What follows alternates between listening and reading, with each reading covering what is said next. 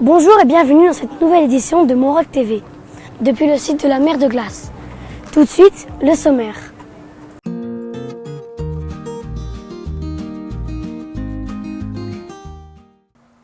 Hier, lors de notre voyage à la mer de glace, j'ai eu la chance d'interviewer un glaciologue.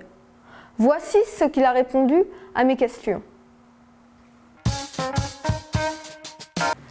Mais c'est quoi un glacier ?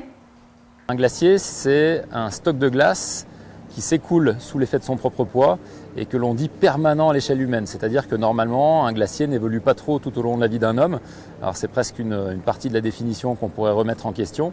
Et ce qui est important aussi à voir sur un glacier, c'est qu'il fait le bilan entre ce qui s'accumule l'hiver sous forme de neige qui va ensuite se transformer en glace et ce qui va fondre l'été. Donc c'est un système hydroclimatique assez intéressant puisque en fait, il témoigne directement de l'état du climat. C'est quoi la différence entre un glacier noir ou un glacier gris ?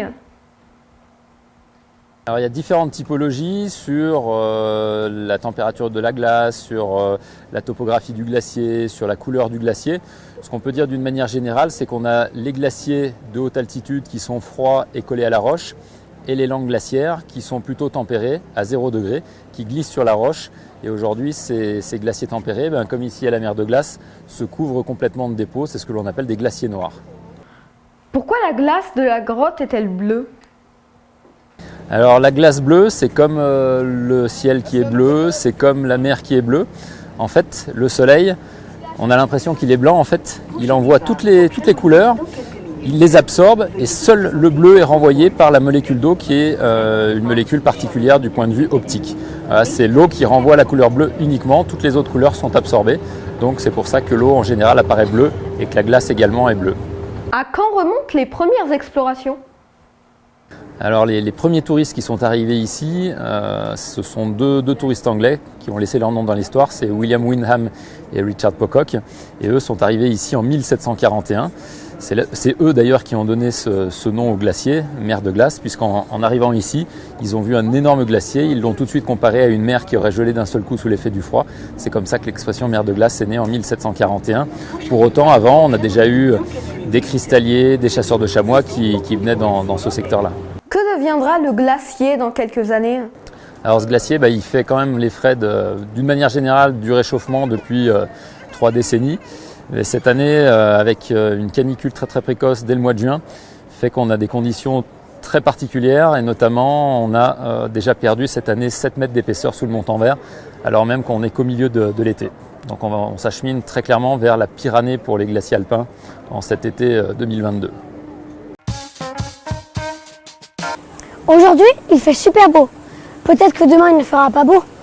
Tout de suite, la météo pour vérifier. Bonjour pour ce bulletin météo. Je m'appelle Gollou. Je viens du royaume de Maroc, comme vous, là où on est en ce moment. Je sais, je suis pas une présentatrice parce que celle de la colo, c'est un peu des grosses flemmardes, il faut que dormir. Donc ça c'est kikinant. Donc on s'est permis de changer la carte, parce que c'est trop sérieux avec les filles. Du coup, voilà. Le royaume de Maroc, il fait très beau. Il y a quelques nuages sombres parce que ce rond, il dort aussi.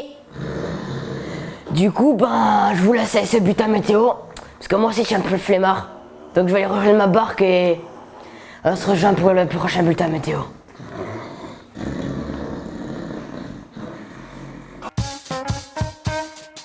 Et oui, c'est déjà la fin de notre émission. J'espère qu'elle vous aura plu.